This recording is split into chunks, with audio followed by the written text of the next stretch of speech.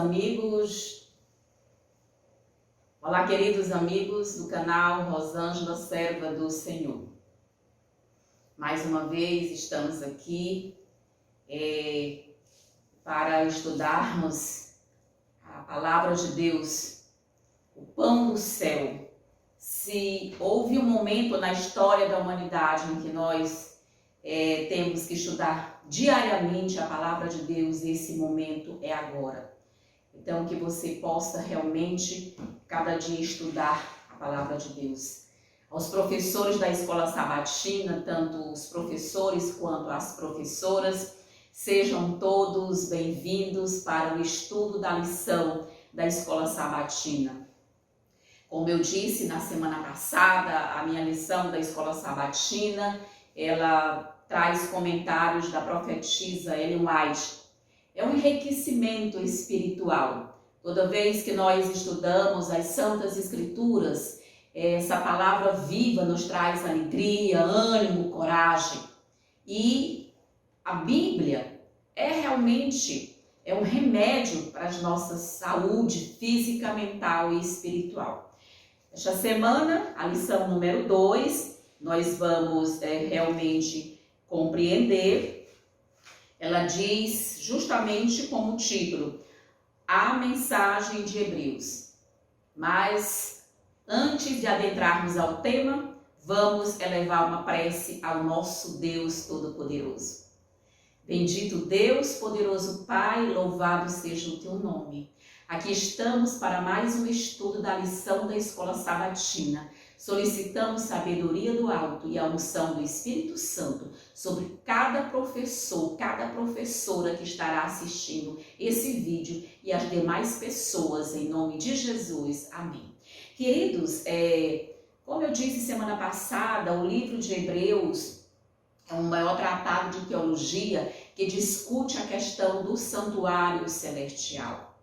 A Igreja Adventista do Sétimo Dia é a única igreja cristã que realmente apresenta a teologia do santuário celestial. A presença de Jesus ali no santuário celestial.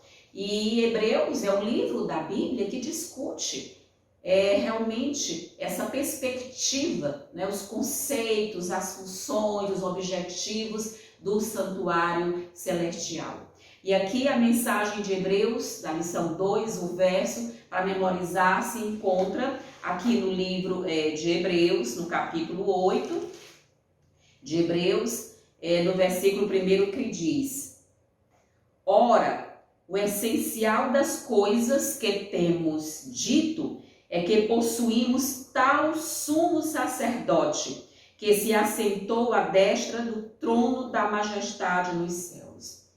Amém, aleluia, nós temos esse sumo sacerdote. E aqui esse versículo de Hebreus traz a perspectiva de Jesus sobre dois ângulos distintos, não é? Jesus como esse sumo sacerdote e também Jesus como rei, porque se assentou, né, a majestade do céu é Jesus Cristo. Queridos, nós precisamos compreender que o santuário celestial, o santuário terrestre, foi uma forma didática, né? Uma forma pedagógica, é uma metodologia que Deus se utilizou para explicar, não é?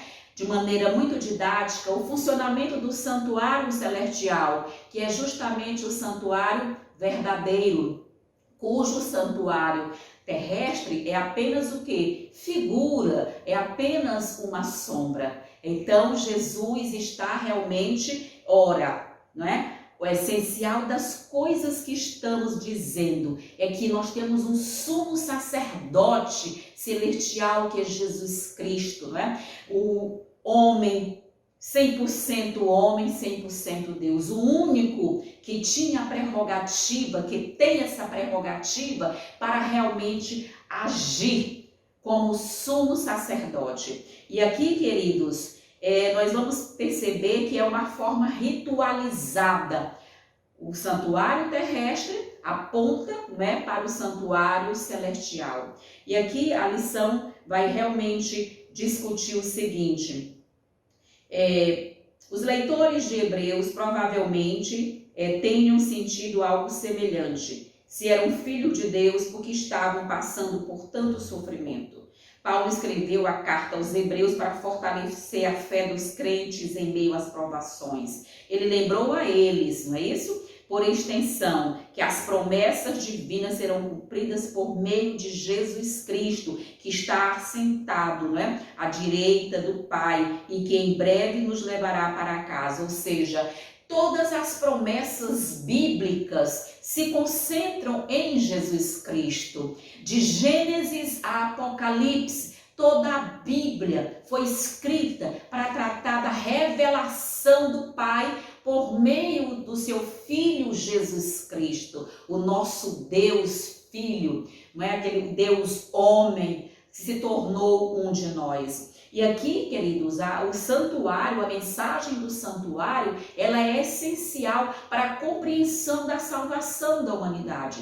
Nós não podemos estudar a obra, a salvífica, não é, de Cristo sem compreender a obra do santuário. E aí, nos comentários de Ellen White, nós podemos já aqui dar um aprofundamento dizendo, Ellen White diz que a obra do santuário celestial, sobretudo no lugar santíssimo, que teve seu início em 1844, mais precisamente no dia 22 de outubro de 1844, quando ali realmente há o início da obra no lugar santíssimo. O que é que nós podemos perceber? Nós percebemos que Ellen White vai dizer que essa obra do santuário celestial, ela é mais importante do que a obra realizada na cruz do Calvário. Muitos dos nossos irmãos de outras denominações religiosas não acreditam na obra do santuário celestial, quando Jesus foi entronizado, ou seja, quando inaugurou aquela obra no santuário celestial, não é, de Jesus Cristo como o nosso sumo sacerdote. Então, e eles entendem que a obra do Calvário, ou seja, o sacrifício expiatório do Calvário, realmente foi cumprida aquela obra, mas nós sabemos que a obra do Calvário apenas o que foi o início, e a obra do santuário celestial, ela se estende desde 1844 até os nossos dias. É o chamado dia da expiação. E ali sim, não se assentou Arão, não se assentou nenhum sacerdote da tribo de Levi, mas se assentou Jesus Cristo, como nós vamos ver no decorrer da lição da Escola Sabatina desta semana.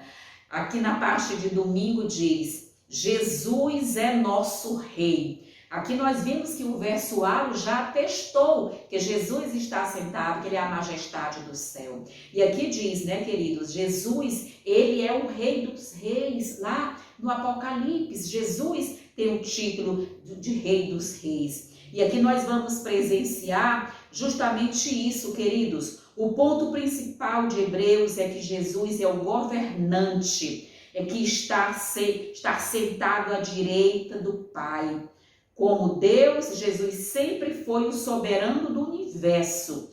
Mas quando Adão e Eva pecaram, Satanás se tornou o príncipe deste mundo. Contudo, Jesus veio e derrotou Satanás na cruz, recuperando o direito de governar sobre aqueles que o aceitam como seu Salvador.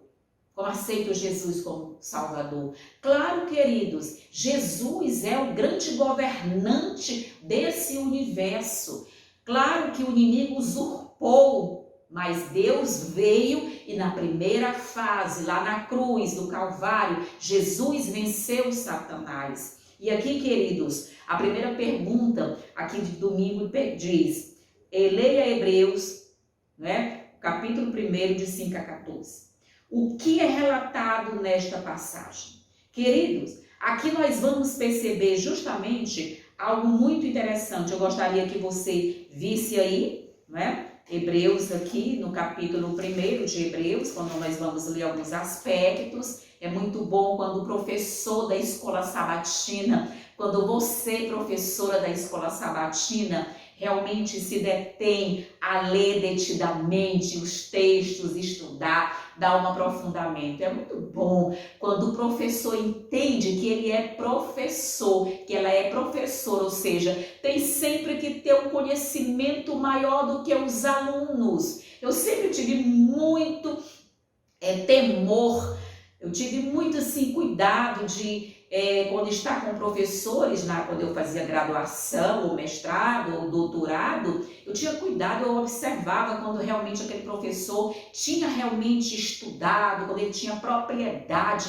para falar. O professor tem sempre que estar um nível sempre mais acima do que os seus alunos, ou seja, para trazer ali o quê? Trazer acréscimos, trazer aprofundamentos, não é isso, querido? Sobretudo quando diz respeito à palavra de Deus. Precisamos, sim, cada dia mais mergulhar profundamente no estudo da palavra de Deus. E aqui, no livro de Hebreus, no capítulo 1 do 5, vamos ler alguns aspectos.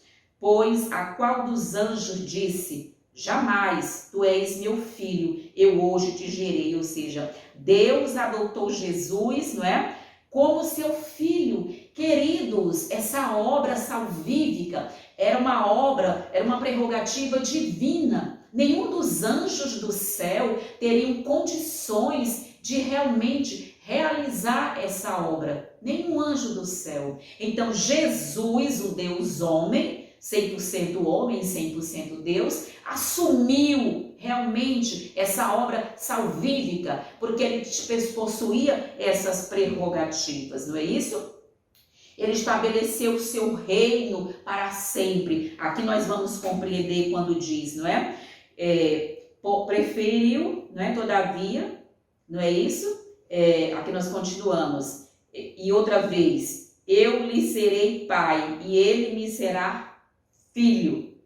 E novamente, ao introduzir o primogênito no mundo, diz, olha que coisa linda, e todos os anjos de Deus o adorem. Ainda quanto aos anjos diz, não é? Aqueles que a seus anjos faz ventos e a seus ministros labareda de fogo. Mas acerca do filho ele diz, o teu trono, ó Deus, é todo para todos sempre. Amém. Aqui o próprio Deus constitui Jesus como sendo a majestade do céu, como sendo o rei. E ele é o rei dos reis. E durante toda a Bíblia, sobretudo em Apocalipse. E aqui diz, está sentado à direita de Deus. Então, queridos, nessa obra de salvação, os anjos têm um papel relevante. Ou seja, trabalhar em favor dos que herdarão a vida eterna. Amém. Desses que têm aceitado Jesus como seu Salvador pessoal. E aqui nós precisamos compreender. Eu gostaria de acrescentar um pouco com você aqui, o que está aqui no Evangelho de João. Abra a Bíblia no Evangelho de João, no capítulo 12, você vai compreender assim algo fantástico, algo espetacular. João 12, Evangelho de João, capítulo 12, no versículo 31, está escrito assim. Vejamos aqui, interessante. Chegou o momento de ser julgado este mundo e agora o seu príncipe está expulso. Ou seja, por meio do sacrifício de Cristo, Satanás, obviamente, foi expulso desse mundo.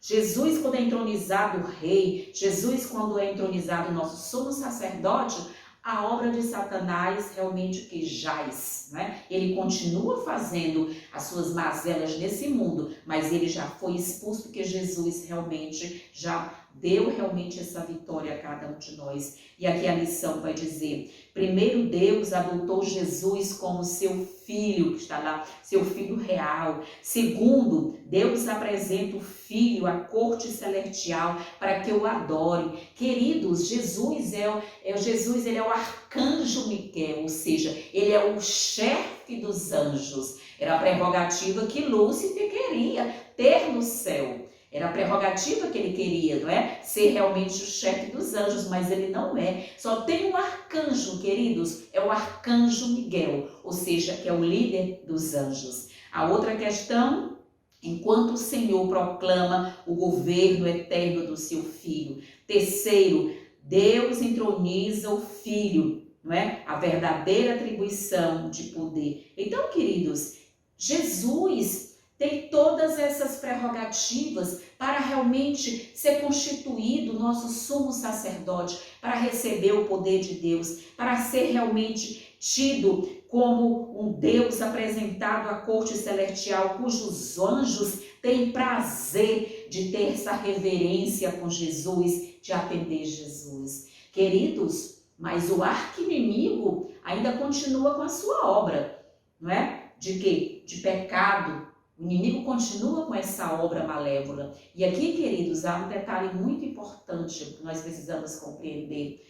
Às vezes eu sinto que as pessoas estão querendo lutar com Satanás desprovidas, não é? Da força e do poder das santas escrituras, da força e do poder do relacionamento com Deus, da força e do poder, queridos, do Espírito Santo em sua vida. Não temos condições, queridos, de lutar com o inimigo sem ter o quê? Sem ter esse apoio, esse esforço adicional, essa ajuda de Deus. Por quê, queridos?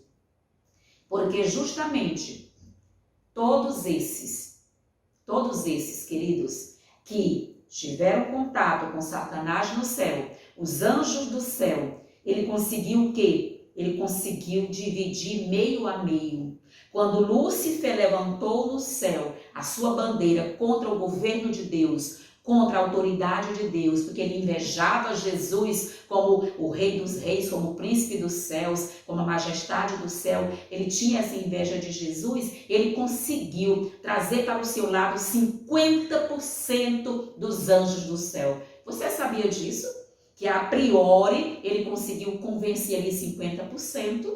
Agora, claro que Miguel entrou ali em ação e fez um trabalho de amor, de conquista e reconquista e conseguiu tirar ainda das mãos deles 20% dos anjos. E então ele ficou com 1/3 dos anjos dos céus. E você sabe quanto que dá essa quantidade de anjos que caíram do céu com Lúcifer? Bilhões e bilhões de anjos que caíram com Lúcifer do céu. Queridos, é basicamente aí a quantidade de pessoas, não é, que tem passado por esse planeta Terra.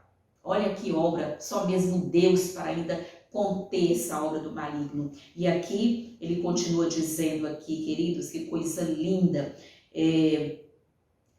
Nós sabemos que quando Jesus estava ali na cruz, não é? Você lembra quando Pilatos e o rei Herodes perguntou, tu és o rei dos judeus, não é? Jesus só respondia mansamente, tu dizes. Foi colocado a inscrição lá na cruz, sobre a cruz, o rei dos judeus. Claro que num tom jocoso, não é? Num tom de ironia, mas ali, sem saber, eles cumpriram aquela profecia que Jesus é o rei dos judeus. E aqui a lição justamente vai dizer, não é isso, querido? Uma das crenças mais importantes do Novo Testamento é que em Jesus Deus cumpriu suas promessas, não é? Jesus nasceu da linhagem de Davi, não é? Na cidade de Davi.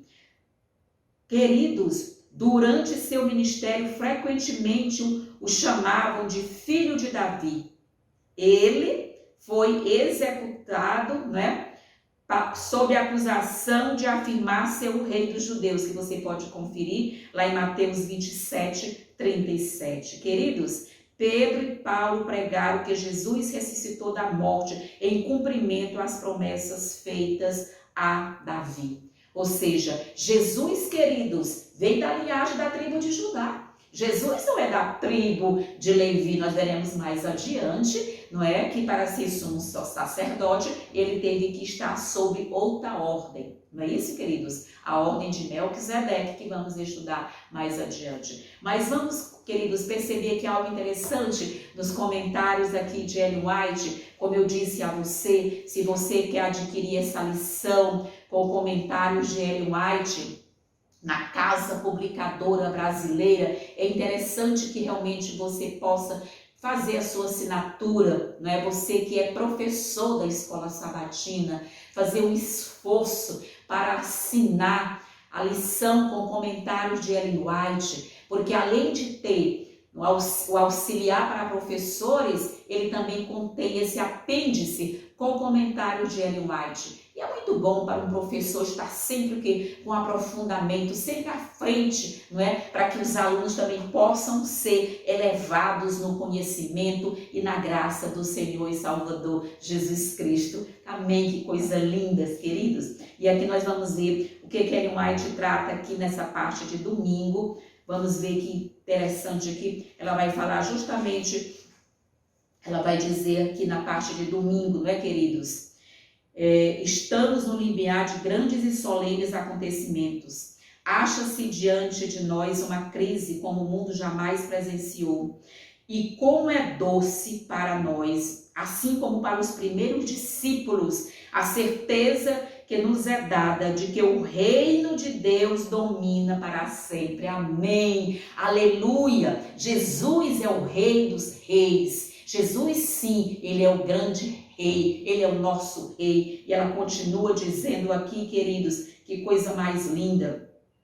A série de acontecimentos por vir está nas mãos de nosso Criador. A majestade do céu tem a seu cargo o destino das nações, bem como os interesses de sua igreja. A todo instrumento na realização de seus planos, como aconteceu com Cristo Jesus. Aquele que é o Rei, Jesus Cristo, amém, o Senhor dos exércitos, senta-se entre os querubins e por entre as contendas, não é, queridas, e tumulto das nações, ele guarda ainda seus filhos. Aquele que reina nos céus é nosso Salvador. Mede cada provação, vigia o fogo da fornalha que há de provar cada pessoa. Quando foram abatidas as fortalezas dos reis, quando as setas da ira, não é isso, queridos, prevaleceram o coração de seus inimigos, seu povo estará a salvo em suas mãos. Amém, queridos, aleluia. Essa certeza que Jesus é o Rei, que Jesus é o nosso sumo sacerdote, que está sentado à destra de Deus, isso nos traz a convicção de não temermos nada, porque aqui Jesus, queridos, realmente é o que? A majestade do céu. Ele realmente tem um destino das nações em suas mãos. Jesus é quem está o quê? Permitindo o curso da história que ele já conhece antes da fundação do mundo. Os eleitos de Deus, Deus estabeleceu a salvação para toda a humanidade. Todos foram convidados à salvação. Deus predestinou todos para a salvação. Infelizmente, a maioria não quer aceitar a salvação. Mas os eleitos de Deus são conhecidos por Deus antes da fundação do mundo. Pela presciência de Deus, que é o atributo divino, Deus conhece o fim desde o princípio. Mas a presciência de Deus não é causadora. Não é Deus quem... Você vai para o céu e você não. É a escolha humana que determina o seu destino. Deus predestinou a todos para a salvação em Jesus Cristo. Amém. Aleluia. Acredite. Na parte aqui, queridos, de segunda-feira, Jesus é nosso mediador. E que coisa maravilhosa, queridos. Jesus é um mediador pleno. Ele realmente foi instituído, inaugurou a obra do santuário celestial. E ele sim, o nosso Jesus, é realmente o mediador pleno. Leia, vamos abrir aqui a palavra de Deus em 1 Timóteo, para dar esse acréscimo aqui, trazer esse aprofundamento. Então, aqui no livro do apóstolo Paulo também, né, queridos, aqui em 1 Timóteo, nós vamos justamente perceber essas questões que nós temos aqui para verificar, não é? Essas questões que quando nós assim entendemos a obra salvífica de Cristo que se inicia no Calvário, mas que ela está no santuário celestial, dando a sua continuidade, o seu prosseguimento, você vai justamente compreender o que está aqui em 1 Timóteo, Não é isso, queridos? 1 Timóteo é no capítulo 2 de 1 Timóteo, no versículo 5 e 6, que diz: porquanto há um só Deus e um só mediador entre Deus e os homens, Cristo Jesus. Queridos, Jesus é o único mediador entre Deus e os homens. Não são os santos, não é Maria. Maria, mãe de Deus, foi uma grande mulher por ter sido escolhida para ser a mãe de Deus, para ser escolhida a mulher que iria gerar no seu ventre o Filho de Deus. É uma missão muito bonita, muito sagrada, uma missão de grande relevância. Mas Maria não é a mediadora entre Deus e os homens. Aqui a Bíblia afirma que o único mediador entre Deus e os homens é quem? É Jesus Cristo. O versículo 4 continua dizendo: o qual a si mesmo se deu em resgate por todos, testemunho que se deve prestar em tempo oportuno. Aleluia! Jesus é o mediador entre Deus e os homens. Nós precisamos, na lição da escola sabatina, ali com os nossos alunos, ali na nossa classe, nós precisamos realmente reiterar isso, falar para as pessoas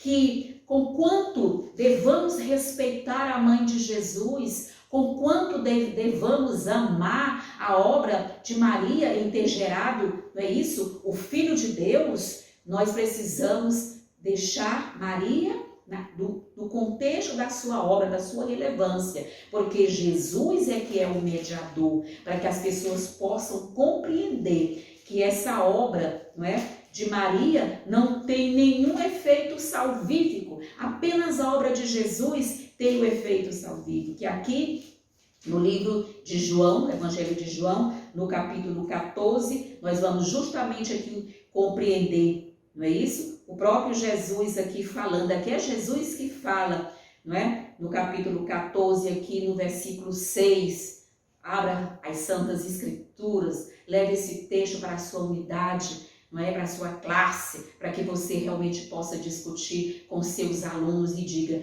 respondeu-lhe Jesus, João, Evangelho de João, capítulo 14, versículo 6, eu sou o caminho, a verdade e a vida, ninguém vem ao Pai senão por mim. Jesus é esse mediador pleno, porque ele atendeu essas prerrogativas para realmente ser esse mediador. Maria não tem esse papel de mediadora, não é isso? Muito pelo contrário, ela exerceu a sua obra e o seu exemplo é digno realmente, não é, de ser o que ele imitado. Então aqui nós temos, a pergunta 2 diz, não é, para nós compararmos esses textos, todos esses textos que aqui estão tratando, Êxodo capítulo 4, 2 Samuel, ou seja, aqui tem a pergunta: que promessas a Israel seriam cumpridas por meio do prometido, não é isso? Rei davídico.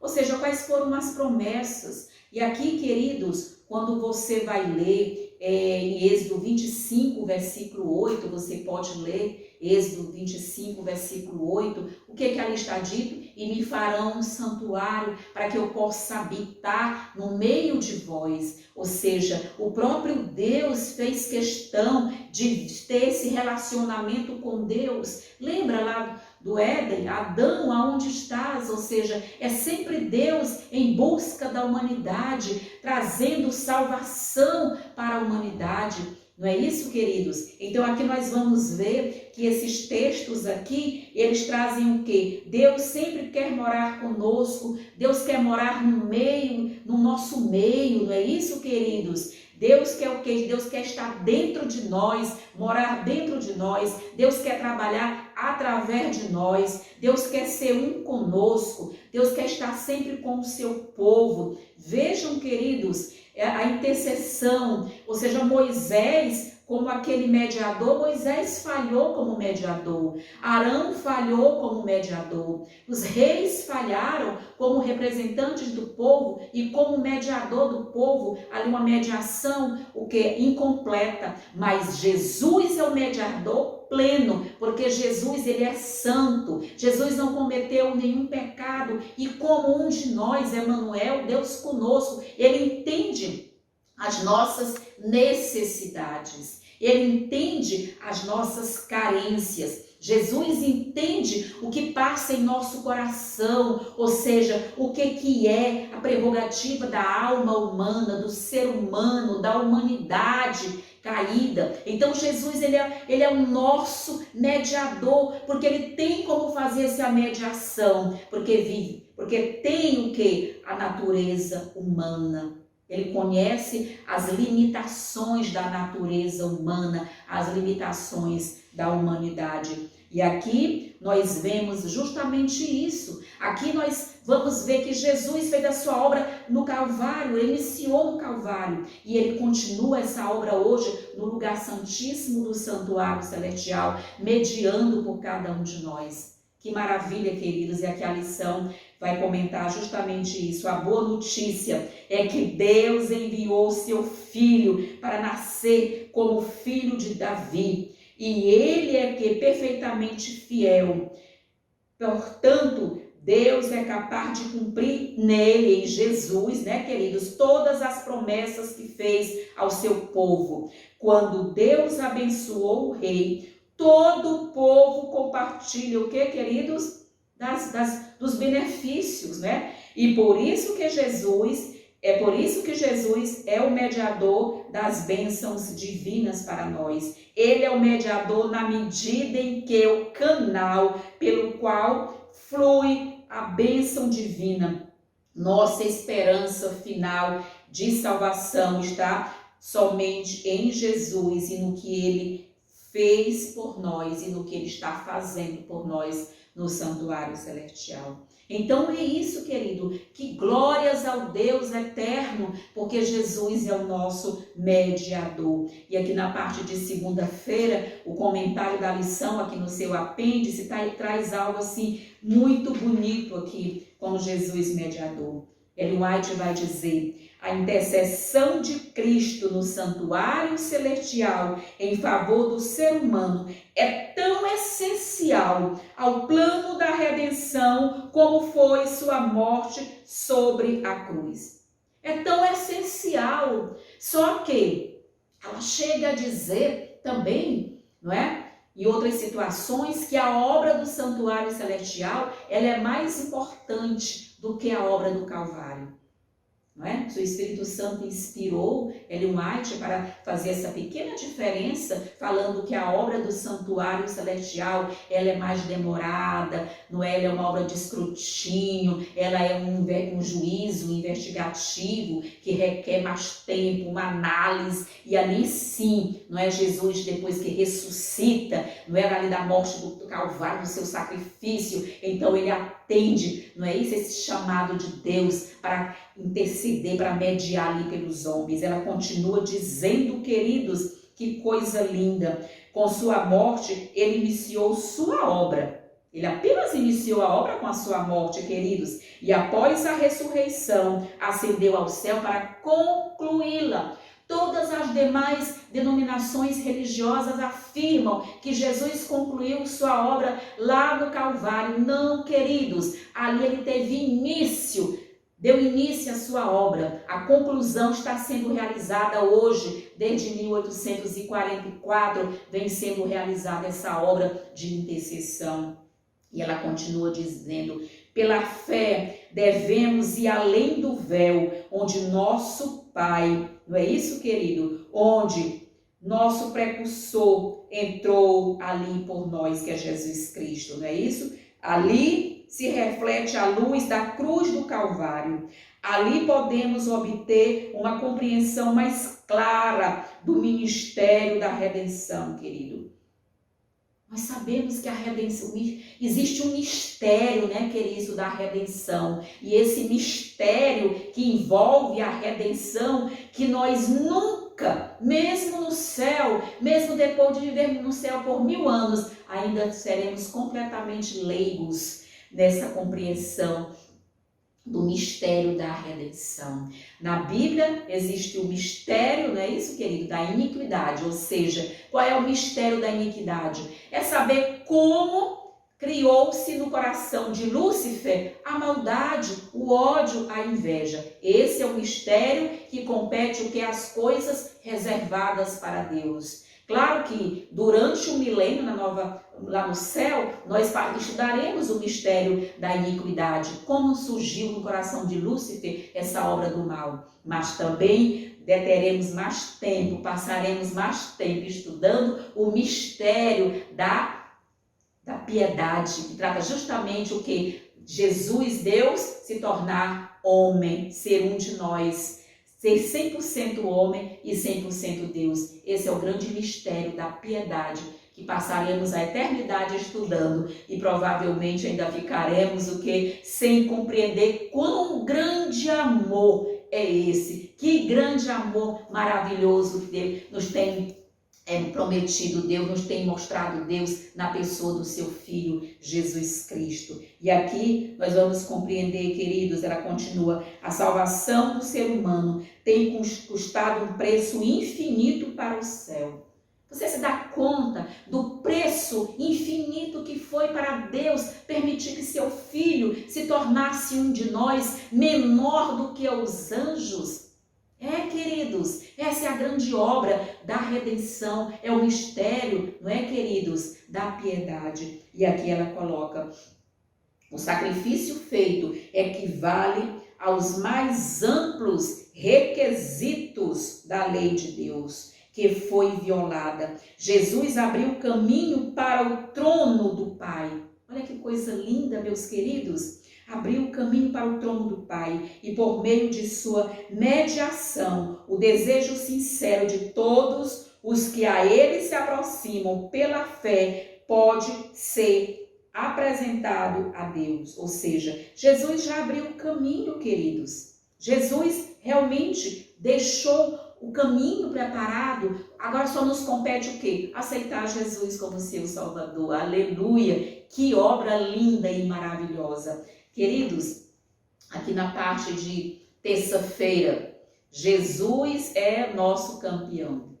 Aleluia! Jesus é realmente o nosso campeão. Jesus já venceu Satanás, ele já é vencido. Ele foi vencido antes da fundação do mundo, quando o plano da salvação, quando o mistério da piedade já tinha sido o quê? Preparado por Deus, já na sua presciência, Deus já o quê? Previu a queda de Satanás, e então ele já providenciou esse lindo plano da salvação e da redenção em Jesus Cristo. Então, queridos, aqui na pergunta 3, pede que nós leiamos alguns textos. Você sabe que em função do tempo nós fazemos apenas alguns textos, lemos apenas alguns textos e outros não, para que o vídeo também não fique tão extenso. O que os israelitas procuravam em um rei e como esses anseios foram satisfeitos em Jesus. Queridos, nós sabemos que Deus tinha o seu governo, a teocracia do governo de Deus, não é? Que tinha como centro o governo de Deus, a governança de Deus, mas ali o povo de Israel, eles estavam cansados, eles pediram um rei a Samuel, não é? Então, o nome Saul significa o quê? Desejado. Saul, não é, aquele da tribo de Benjamim, era um homem muito bonito, era um homem muito forte, e eles pensavam nesse rei que fosse um rei campeão, um rei que fosse às batalhas, que fosse para as guerras, que lutasse e que fosse vencedor, e que trouxesse para Israel as vitórias, não é isso, querido? Era isso realmente que o povo pensava, né? Esse rei lutador, não é isso, queridos? Mas você viu que o primeiro rei de Israel, Saul, que foi um homem ungido pelo Espírito Santo, queridos, você precisa estudar as Santas Escrituras e ver como o rei Saul foi um homem cheio do Espírito Santo. Ele recebeu o Espírito Santo. Rei Saul teve a plenitude do Espírito Santo de Deus. E você pode perguntar, mas irmã Rosângela, como que Saul foi ungido, recebeu o Espírito Santo, recebeu a bênção do Espírito Santo e estava lá adorando, não é? Estava lá buscando o espiritismo, não é isso, queridos? Você lembra do episódio, né, queridos? Quando ele foi em Endor procurar o que? Falar realmente com Samuel. E ali o espiritismo figuradamente trouxe uma personificação, não é isso, queridos, ali de Samuel. Queridos, todos aqueles que se distanciam de Deus, mesmo tendo já caminhado com Deus, trilhado com Deus, recebido o Espírito Santo, mas o Espírito Santo diariamente, tem que ser alimentado todos os dias, assim como uma planta. Lembra lá de João capítulo 15? Jesus é a videira, temos que estar diariamente em conexão com essa videira verdadeira que é Jesus Cristo. Nós não podemos, queridos, pensar, não é? Eu já estudei muito, eu já sou um grande conhecedor das Santas Escrituras, eu já sou um grande conhecedor do espírito de profecia, e aí você vai se distanciar de Deus. Não, queridos, em nome de Jesus.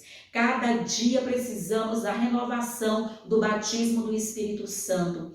Aconteceu isso com Saul, ele se tornou autossuficiente. O que aconteceu com Saul é justamente o que hoje a psicologia chama de egotismo, né? Egolatria, egotismo, alguns chamam de narcisismo, que é justamente o que? Esse apreço, esse amor próprio exagerado, né, queridos? Essa personalidade, essa egolatria, as pessoas que acham que são autossuficientes e, portanto, podem o que? Estar longe de Deus.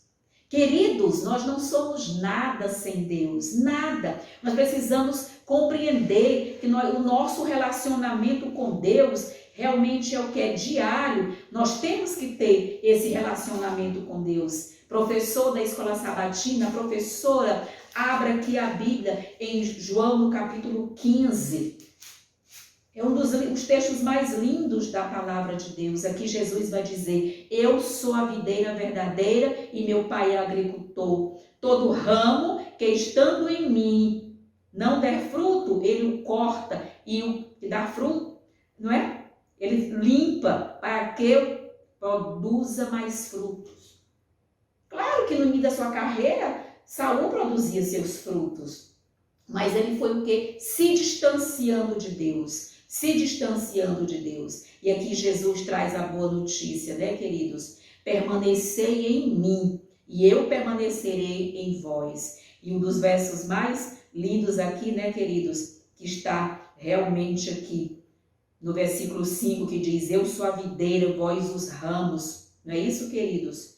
Quem permanece em mim e eu nele, esse dá muito fruto, porque sem mim nada podeis fazer. Nós não podemos nada sem Cristo. A nossa obra é em Cristo. É permitir que Cristo cada dia faça morada em nosso coração. E o estudo das Santas Escrituras é realmente o quê? É o combustível cada dia pelo poder do Espírito Santo, que vai fazendo a sua mente cada dia crescer na graça e no conhecimento eterno. Vai fazendo você cada dia viver no cantinho do céu, viver na atmosfera do céu, com Jesus ali, nesse relacionamento dessa videira, está enxertado ali na videira, enxertado mesmo, cada dia com Cristo, queridos.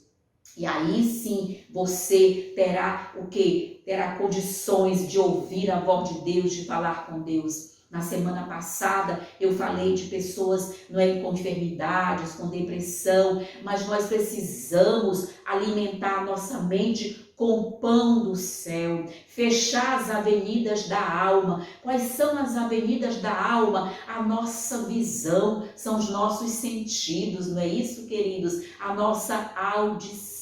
O que eu vou ouvir, o que eu vou ver? Será que se eu passo o tempo todo assistindo filmes, séries, minisséries, no que isso vai me acrescentar para o reino de Deus? Eu não tenho amor pelas Santas Escrituras, eu crio uma ojeriza ao texto bíblico, uma preguiça mental. Satanás coloca na minha mente uma preguiça mental para ler, uma sonolência ao estudar as santas palavras, que é vida, que é luz. Nunca se esqueça, diga para os seus alunos na escola sabatina, quando você lê a palavra de Deus, você vai ouvir a voz de Deus. Quando você está lendo, Deus, não é? Está ali realmente trazendo uma mensagem para você. Quando você está orando, você está se relacionando com Deus. Então, estudo, oração diárias com Deus, queridos, para que possamos ter esse relacionamento, para que o inimigo não possa, o que, queridos? Adentrar a sua mente. O inimigo não pode ler pensamentos. Deus vedou essa possibilidade ao inimigo, mas ele pode fazer o quê? Ele,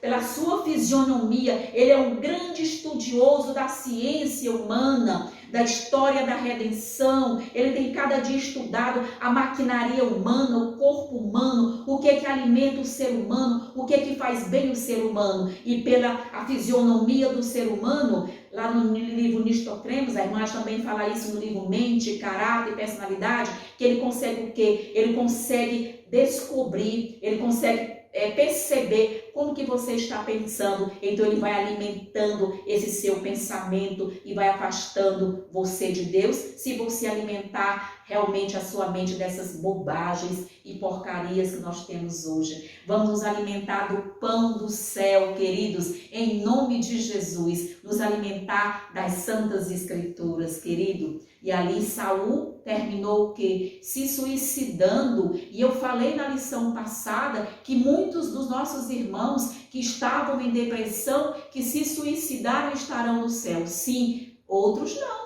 É o caso de Saul, é o caso de Judas, que cometeram o suicídio, mas não por uma questão de uma doença, não por uma questão de realmente uma química cerebral defasada, mas por uma questão de rebeldia contra Deus, de desobediência a Deus, de rebelião contra Deus. Queridos, há muita diferença. E Saul está o quê? Está fora do céu.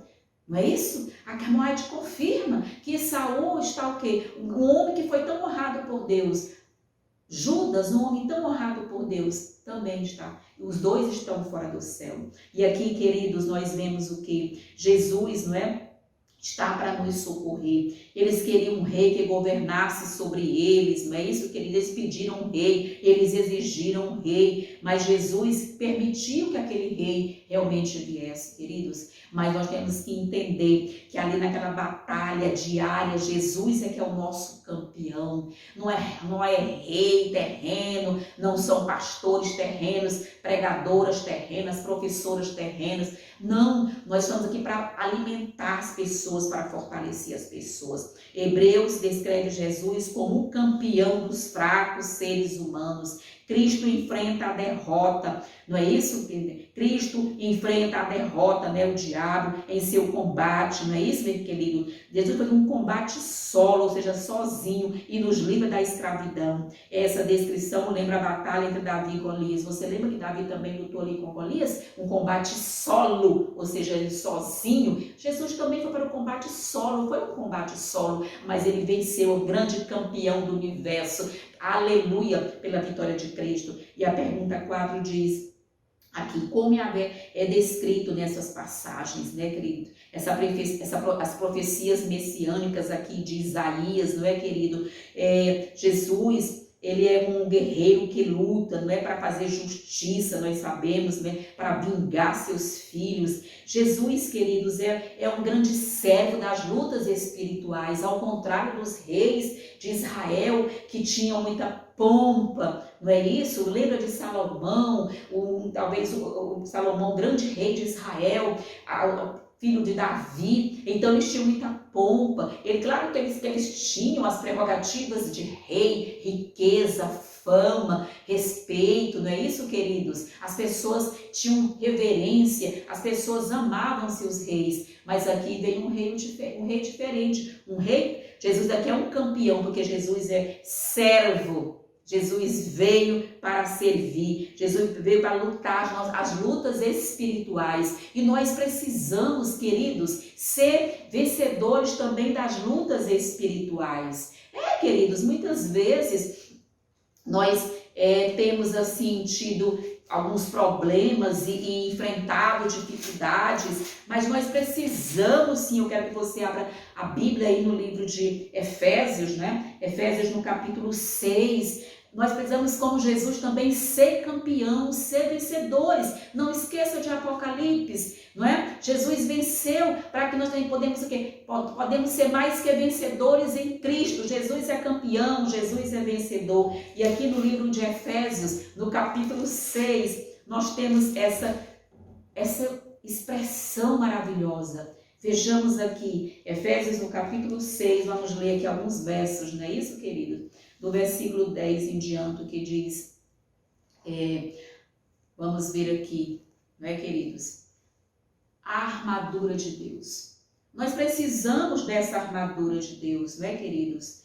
Quanto ao mais, sede fortalecidos no Senhor e na força do seu poder. Jesus é campeão, está proporcionando o quê? Vitória para você, vitória para mim, vitória para nós. Revestido de toda a armadura de Deus para poderdes ficar firmes contra as ciladas do diabo, porque a nossa luta não é contra o sangue e a carne, e sim contra os principados e potestades, contra os dominadores deste mundo tenebroso, contra as forças espirituais do mal nas regiões celestes. Queridos, aqui vem até a grande vitória que nos é o que prometida através da vitória do campeão Jesus Cristo, do vitorioso Jesus Cristo. Também podemos ser vitoriosos em Jesus. Como cristãos, muitas vezes pensamos que lutamos sozinhos contra Satanás. Jesus teve uma luta solo. Só ele e Satanás, mas não nos deixou a lutar sozinho contra o diabo. Amém, aleluia. Porque Jesus nos dá força, nos capacita através do quê? Da armadura de Deus, para realmente estarmos o quê? Revestidos dessa armadura de Deus. Quando lemos em Efésios, vemos que sim, que estamos em combate com o diabo, mas Deus é o nosso campeão. Deus, ele é campeão e ele vai para a batalha antes de nós. Amém. Você quer realmente que Jesus vença por você? Pois permita que ele more em seu coração. Permita que ele adentre o seu coração. Jesus é o grande campeão dos séculos, é o grande vencedor. E ele também será em nossas vidas. Vejamos aqui o comentário de Ellen White, aqui realmente na lição de terça-feira. Nós vamos ver aqui algo assim que eu achei fantástico, assim, interessante, para que nós pudéssemos realmente aqui ler para você, professor e professora da Escola Sabatina. O Senhor Deus, por intermédio de Jesus, estende o dia todo, não é? A mão no convite aos pecadores decaídos. Ele receberá todos, dará as boas-vindas a todos, é seu glorioso.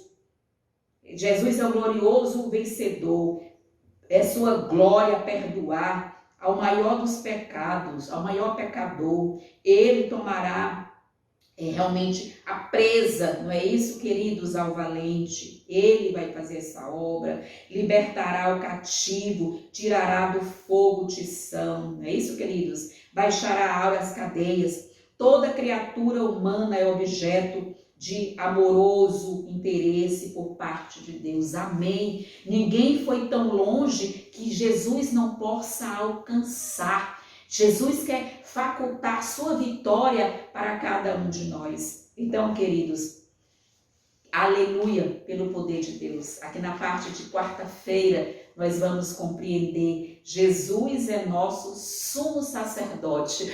Como que Jesus poderia ser sacerdote se ele é da linhagem de Davi, ou seja, da tribo de Judá? A tribo de Judá, prerrogativa para os reis de Israel.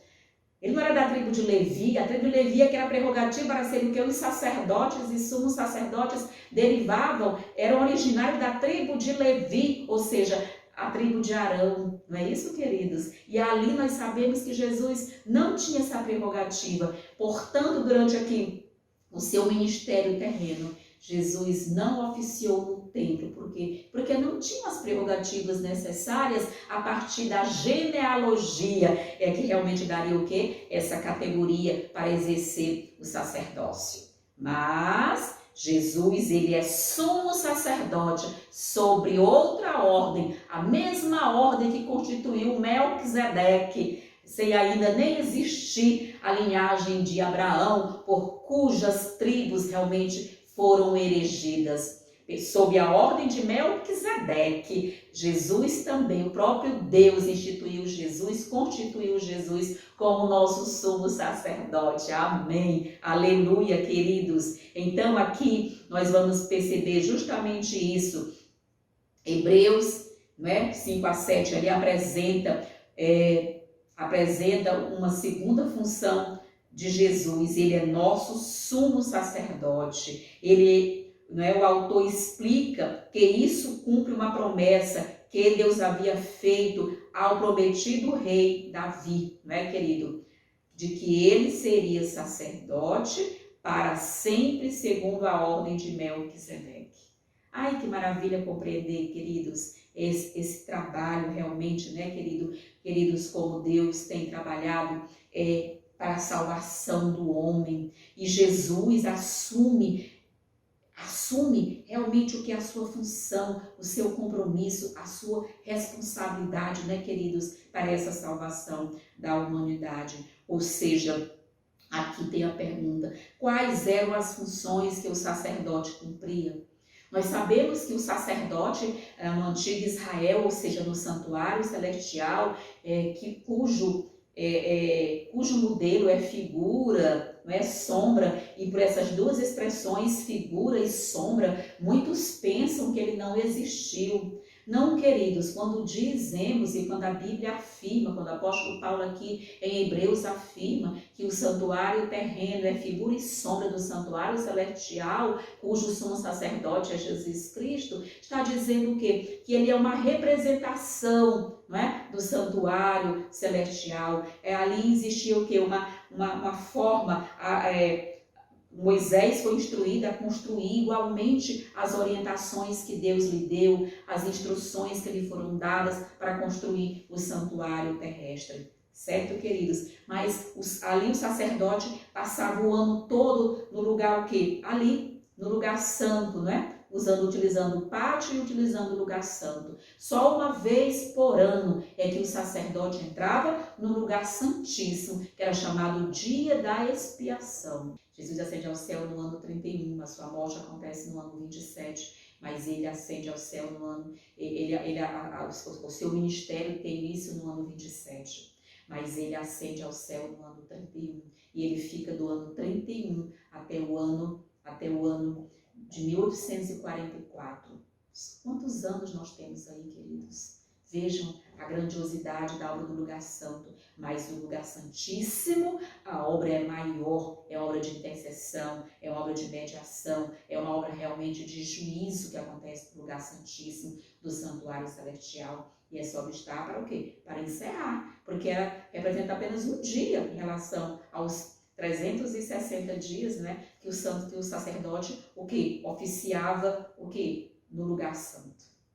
Então aqui, quais são realmente, queridos, as funções? Primeiro, queridos, a função era se compadecer, não é isso, querido? Ou seja, Jesus se compadece, se envolve com o ser humano, se torna um de nós. Jesus está ainda no lugar santo, fazendo intercessão ali por nós, não é isso? É o nosso mediador entre Deus, pedindo: Pai, por isso derramei o meu sangue, não é isso, queridos? A segunda questão, queridos, ele faz o quê? Ele oferece sacrifícios. Jesus já fez o sacrifício não é? Já se ofereceu como sacrifício, ele foi o próprio sacrifício, nós sabemos disso, né, queridos? Ou seja, ele, justamente Jesus, queridos, ele representa, não é isso? Ele representa o povo perante Deus, não é isso? O próprio Jesus, ele também abençoa o povo e continua a abençoar. E aqui no comentário da lição, nós vamos entender justamente isso, né? Em 1 Pedro diz que nós somos também, 1 Pedro 2 e o versículo 9. E nós? Qual é a nossa função nesse contexto, não é? Do santuário? Qual é a nossa compreensão nesse contexto do santuário? Abra as Santas Escrituras aqui na questão aqui em 1 Pedro, queridos. Aqui nós vamos ver professores e professoras, algo assim extraordinário, porque muitas vezes nós estamos assim acabrunhados, estamos com medo, não é, de compreender que nós temos também a nossa obra. E aqui nós temos 1 Pedro, capítulo 2, versículo 9. Eu sei até de cor, você também precisa aprender de cor, mas nós vamos ler aqui, não é, queridos? Vós, porém, não é isso? 1 Pedro, não é isso? 2 e versículo 9. Aqui nós lemos. Aqui diz, né, queridos? Vós, porém, sois raça eleita, sacerdócio real, nação santa, povo de propriedade exclusiva de Deus, a fim de proclamardes as virtudes daquele que vos chamou das trevas para a sua maravilhosa luz. Como é que é, queridos? Você entendeu direitinho que está aqui? Vós, porém, sois raça eleita, sacerdócio real, nação santa. Você também tem essa obra, não é? Ou seja, de interceder pela sua família, pelos seus filhos, pelos seus vizinhos, pelos seus irmãos de igreja, pelos seus amigos de trabalho. Ou seja, a missão de orar e de interceder. Deus precisa de intercessores agora no século XXI, mais do que nunca. É hora de nós exercermos também a nossa obra de intercessão pelos nossos irmãos, pelos nossos filhos. Como eu tenho clamado aos céus com lágrimas, queridos, para a salvação, intercedendo pelos meus filhos, porque quando eu estou intercedendo por um filho, por um pai, por uma mãe, por um irmão, por um esposo, pelas pessoas que moram conosco, que trabalham conosco, pelos amigos que trabalham conosco, você está o quê? Você está dizendo perante todo o universo que Deus pode enviar o Espírito Santo para entrar em ação. O papel de um intercessor humano por outro ser humano é algo assim maravilhoso, tem muito poder nos céus. Deus precisa ver que nós amamos os nossos irmãos. Olha o que fez Moisés. Olha o que fez Moisés, intercedeu por aquele povo a ponto de pedir: Senhor, se o Senhor vai matar essa gente, risca o meu nome do livro da vida. Olha que intercessor lindo, e Deus sabia que Moisés era esse homem que amava as pessoas, que amava os que erravam, amava os pecadores, e esse deve ser também o nosso papel, respeitar as pessoas em suas necessidades, em seu conhecimento. Cada um tem um conhecimento e às vezes aquilo que eles cometem, que realmente é um pecado, é uma transgressão, muitas vezes pode derivar do nível espiritual que ele se encontra ou do conhecimento que ele tem das palavras de Deus, das Santas Escrituras. E aí você entra como intercessor para orar por aquela pessoa, para pedir luz por aquela pessoa, para realmente pedir: Senhor, leva luz a essa pessoa, compreensão, principalmente aos jovens que muitas vezes têm uma cabeça ainda muito voltada para as coisas terrenas. Nós somos sacerdócio real para testemunhar, para orar, para interceder também pelo próximo, para pedir a Deus, para realmente o que? Influenciar. Não é isso, queridos? Para trazer as pessoas à luz do céu. Queridos, é isso. Aqui no livro de Ezequiel, Aqui voltemos aqui para o Velho Testamento, aqui no livro de Ezequiel, nós temos algo assim maravilhoso no capítulo 9 de Ezequiel. Às vezes nós vemos algumas dificuldades entre algumas pessoas que ainda não estão naquele nível que você almeja. Nós temos que orar. Eu vejo nos meus contextos, né? Os jovens ainda tem algumas atitudes que não condizem. O que me resta fazer como mãe, como a tia, como avó, não é isso? Como irmã, às vezes, não é isso? Como na minha parentela. É orar, é interceder e pedir, Senhor, tem misericórdia, tem paciência, tem calma, Senhor. Derrama sobre eles o Espírito Santo, não é? E aí vem aqui realmente o que nos resta fazer, que está aqui no livro de Ezequiel, no capítulo 9, não é? Aqui de Ezequiel, aqui o Senhor vai dizer o que devemos fazer por eles, é o quê? É suspirar e gemer. Queridos, aqui está, o Senhor nos manda, passa pelo meio da cidade, não é isso? E marca a testa dos homens que suspiram e gemem por causa de todas as abominações que se cometem no meio de Israel, não é? Então, quando você vê as abominações, ou seja, algumas coisas que não condizem com a palavra de Deus, nem com o comportamento cristão, é suspirar e gemer. Clamar, interceder, assim como fez realmente Moisés, que é um tipo de Cristo, não é, queridos, na sua intercessão pelo povo de Israel. Que coisa linda, queridos. E aqui nós percebemos justamente isso, né, irmãos? Devemos colaborar com Deus em sua obra de salvar o mundo. Ele quer que ensinemos e expliquemos suas leis e seus preceitos aos outros, né? E que ofereçamos sacrifício de louvor e boas obras que o agradem. Que privilégio, que responsabilidade, queridos. É isso, nos compete ensinar, nos compete levar luz para as pessoas, se oferecer para ensinar as pessoas. Não é isso, queridos? Essa é a obra que nós precisamos executar. Durante toda a minha vida, como professora que sou, não é? Por isso eu coloquei o subtítulo da professora. A minha profissão é professora. Da professora, não é isso? É para professores de modo geral. Porque realmente toda vez eu entendi isso, queridos. Eu sempre gostei de ensinar e a minha profissão é estar sentada sobre o ensino e a aprendizagem. E eu sempre me ofereci nas igrejas por onde frequentei para fazer classes bíblicas com os próprios irmãos da igreja. Existe uma obra a ser feita também na casa de Israel. O Senhor diz, eu vos envio primeiro as ovelhas perdidas à casa de Israel. Não devemos pregar aos que estão fora da igreja? Sim, mas primeiro aos perdidos da casa de Israel. E com esse pensamento, eu sempre ofereci que as pessoas viessem estudar a Bíblia. Gente, vamos estudar a Bíblia, vamos tirar um dia na semana para estudarmos a Bíblia em sua profundidade, fazer assim um curso, né, profundo das Santas Escrituras. Nós temos tantos livros do Espírito de Profecia, nós temos, certo, esses livros que realmente trazem o quê? Subsídios, trazem informações que acrescentam esses estudos. Muitas vezes as pessoas não querem ter tempo em estudar a Bíblia. Claro, eu estudei também no mundo secular, eu fiz mestrado, eu fiz doutorado, mas nunca deixei de estar o que arraigado em Cristo, sempre ali tomando o Senhor.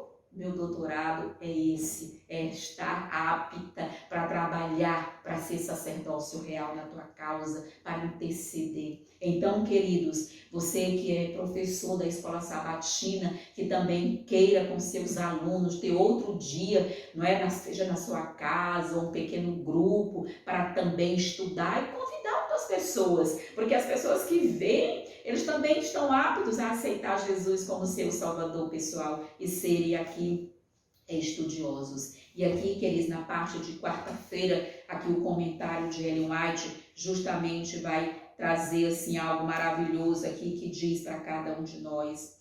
A admissão ao seu reino não depende de riqueza nem de superior hereditariedade.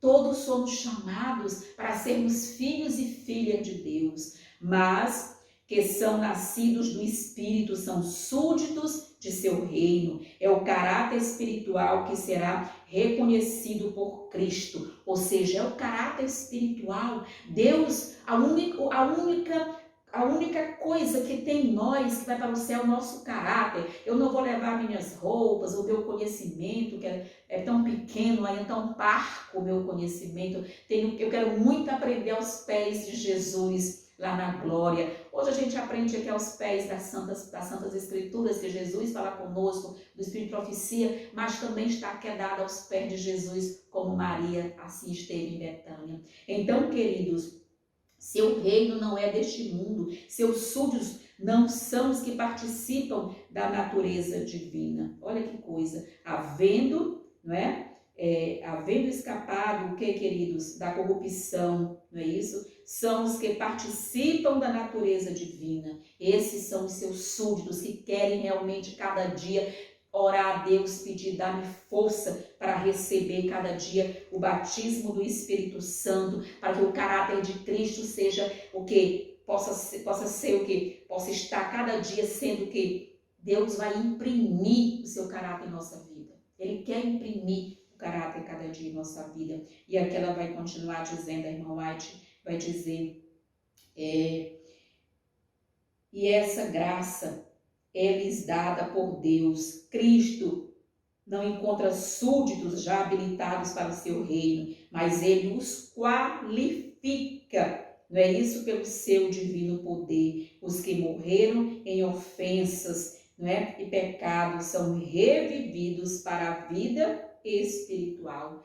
Nenhum de nós é preparado bastante, mas quem capacita é o Espírito Santo. Deus está capacitando dia a dia e Deus vai capacitar para que nós possamos realmente, pelo poder do nosso Deus, Jesus Cristo, nosso sumo sacerdote, recebermos poder. Ele intercede diante de Deus. Pai, olha para a Rosângela, por ela derramei o meu sangue, dá luz para a tua serva, sabedoria, força, saúde, meu Pai, para esta mulher. Olha, Pai, para que ela possa conduzir a sua família juntamente com seu esposo. Jesus intercede e o Espírito Santo ainda faz o quê? Realmente ainda leva nossas orações e mostra as orações com gemidos inexprimíveis. O Espírito Santo, quando eu estou ali clamando, chorando a Deus, pedindo a Deus pelos meus filhos, pelos meus netos, pelos meus irmãos, pelos meus sobrinhos, pelos meus amigos, enfim, por todos, o Espírito Santo está ali, o quê? Com gemidos inexprimíveis, levando essa oração, não é isso, queridos? Para que Deus possa realmente atender. Em nome de Jesus, possamos ser também como Jesus, queridos, justamente ser esse intercessor, como o nosso sumo sacerdote também é. Na parte de quinta-feira, já concluindo a lição da escola sabatina, Jesus é mediador de uma aliança superior. Por que Jesus é mediador de uma aliança superior? Hebreus, queridos, é um livro muito complexo. Para entendermos Hebreus, nós temos que nos lançar mão de vários outros estudos subjacentes, não é? Outros estudos para que possa realmente ir aclarando as nossas ideias. A lição por si só, ela dá-se um vislumbre, mas o professor precisa de aprofundamentos, estudar um pouco mais, ter mais tempo com a palavra de Deus. Então, queridos, por que Jesus, ele é realmente esse mediador de uma aliança superior? Porque ele, onde é que ele ministra? No santuário celestial, não é? Porque ele foi constituído, não é, mediador, sumo sacerdote pela ordem de Melquisedeque, pelo próprio Deus. Jesus não tem linhagem, não é isso? Nas tribos de Israel, para ser realmente um sumo sacerdote. Mas aqui, realmente nós temos que compreender. Eu gostaria que você abrisse as Santas Escrituras em Hebreus. Vamos voltar aqui para Hebreus, para onde nós vamos realmente perceber, no capítulo 8 de Hebreus, e E nós temos aqui uma pergunta bem interessante que diz: o que Deus prometeu na nova aliança? Ai, que coisa linda, né, queridos? Aqui Jesus, quando entra no santuário celestial, no santuário celestial, vai-se realmente ali, em 1844, no ano 31, se inaugura uma nova aliança, né, queridos? E aqui diz, justamente aqui, Hebreus capítulo 8, vamos ler do 8 ao 12, que diz, Hebreus 8, né, queridos, de 8 a 12 diz: e de fato, repreendendo-os, diz: eis aí vem dias, diz o Senhor, e firmarei nova aliança com a casa de Israel e com a casa de Judá. Amém, que coisa linda. Não segundo a aliança que fiz com seus pais, no dia em que os tomei pela mão para os conduzir até fora da terra do Egito, pois eles não continuaram na minha aliança, e eu não atentei para eles, diz o Senhor.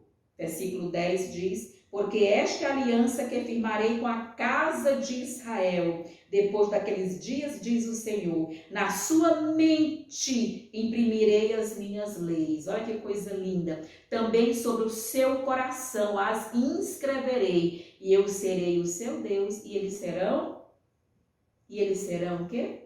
O seu povo. Queridos, essa é a promessa de Deus, essa nova aliança. Deus não vai mais nos dar a tábua de pedra que ele deu para Moisés na primeira aliança lá no Sinai. Não, ele não vai dar tábuas de pedra, ele vai colocar sua lei não mais em tábuas de pedra, mas vai colocar em nosso coração, em nossa mente. Esses são os termos da nova aliança em Jesus Cristo, não é isso, queridos?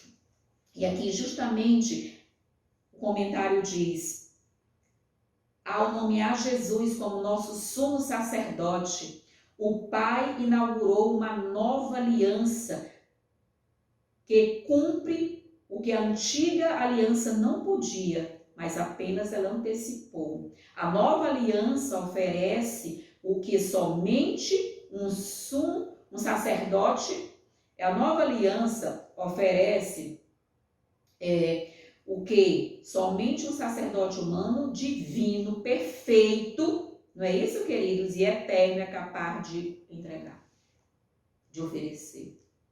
A aliança terrena no santuário terrestre não tinha.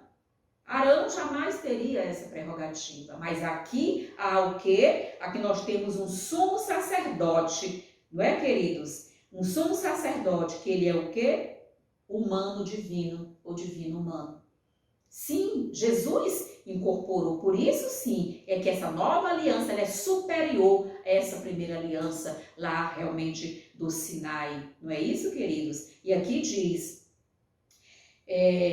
esse sumo sacerdote não apenas explica a lei divina, mas a implanta no coração. Jesus, para além de explicar a lei, ele imprime a lei no coração, ele a inscreve em nosso coração, essa lei. Ele apresenta um sacrifício que nos traz perdão, não é? Nos limpa e transforma o nosso coração de pedra em um coração de carne. Ou seja, aqueles sacrifícios dos bodes e dos carneiros e das rolas é aquele sangue, não é? Ele não é um sangue como o de Cristo, que é um sangue de expiação. Jesus ali sim pagou o preço com o seu próprio sangue. Ali era apenas uma figura, um modelo, uma sombra do santuário celestial, cujo sumo sacerdote é Jesus Cristo, cujo mediador é Jesus Cristo dessa nova aliança. Esse sacerdote nos abençoa da maneira mais incrível, dando-nos acesso à presença, não é isso, do próprio Pai. É Jesus quem disse que eu sou o caminho, vocês querem a meu Pai? Venham por mim, aceitem meu convite. Irmã White tem um comentário aqui na lição, aqui na quinta-feira, quando ela diz: Cristo era o fundamento e a vida do templo. Era Cristo, irmãos. Lembra que o templo tinha 3 portas? A primeira porta, o caminho, não é isso? Não é isso? A primeira porta ali, a segunda, a verdade, a terceira, a vida. Cada uma daquelas portas em que dava entrada ao templo.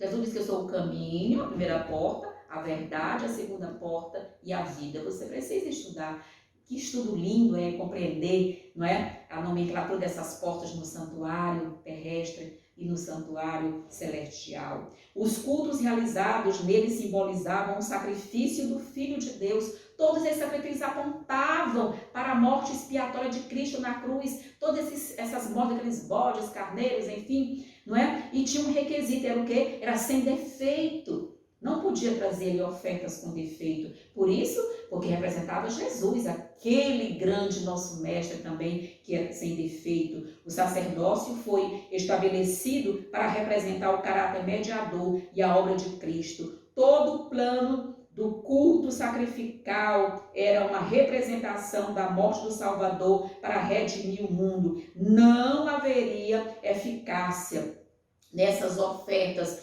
quando se o quê? Se conseguisse o grande acontecimento para o qual haviam apontado o tempo todo pelos séculos, que era para quem? Para o grande sacrifício de Jesus Cristo. Queridos, nós temos que estudar, amar a obra do santuário, e ainda bem que essa lição está trazendo essa luz do santuário, porque é a única doutrina nossa que é a nossa identidade. O santuário é uma doutrina específica da Igreja Adventista do Sétimo Dia. Só nós trabalhamos e compreendemos tão linda mensagem, essa doutrina do santuário celestial. E aqui na parte de quinta-feira, nós vamos, aqui no comentário da irmã White, nós vamos realmente ler aqui quando ela vai justamente dizer, não é? Felicidade é o resultado da santidade e conformidade à vontade de Deus. Os que serão santos no céu precisam ser primeiro santos na terra.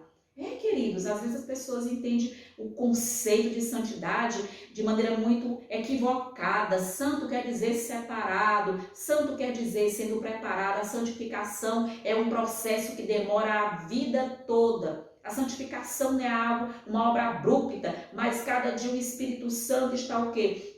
Está trabalhando para nos conduzir à santificação plena em Jesus Cristo por meio do Espírito Santo.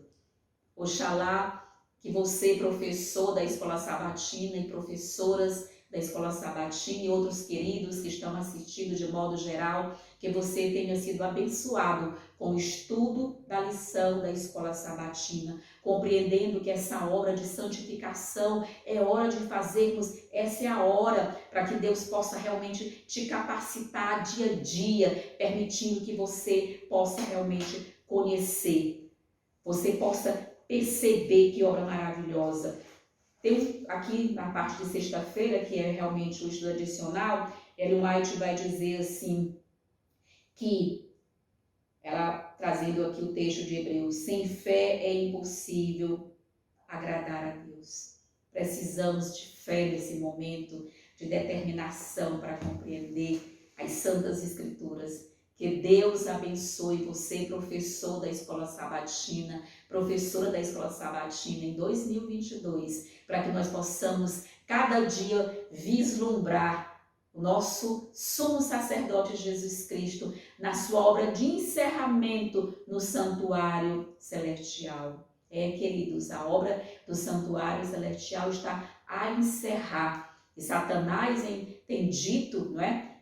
Em muitas outras circunstâncias, Satanás tem dito, se você quiser compreender, você pode estudar o que está no livro Testemunho para Ministros, nas páginas 460 em diante. Ali Ellen White foi levada para uma visão, numa reunião com os generais de Satanás. E naquela reunião que ela foi conduzida, Satanás dizia o quê?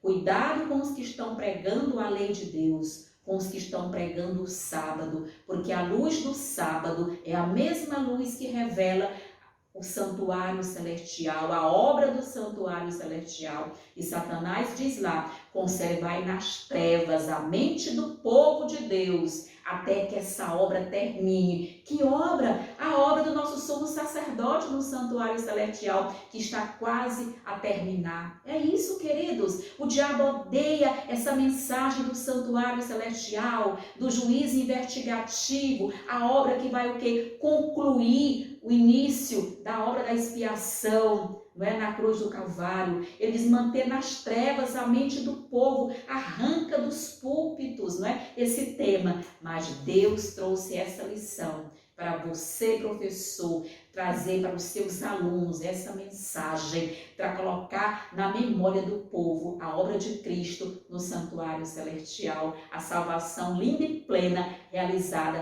por Jesus Cristo, que Ele possa imprimir em nossos corações e na nossa mente a sua lei. Em nome de Jesus Cristo, Deus abençoe você, professor da Escola Sabatina e professoras. Amém.